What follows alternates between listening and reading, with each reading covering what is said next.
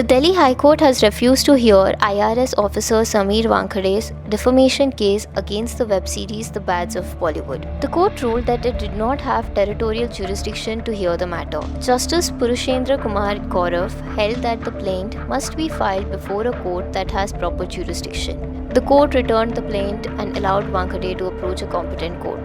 The case was linked to Mumbai, where the parties are based and where the alleged cause of action is connected. Wankhede alleged that the series contained defamatory content and targeted him personally. He claimed the show was created to settle personal scores linked to the 2021 arrest of Aryan Khan. He filed a suit against Red Chillies Entertainment and Netflix.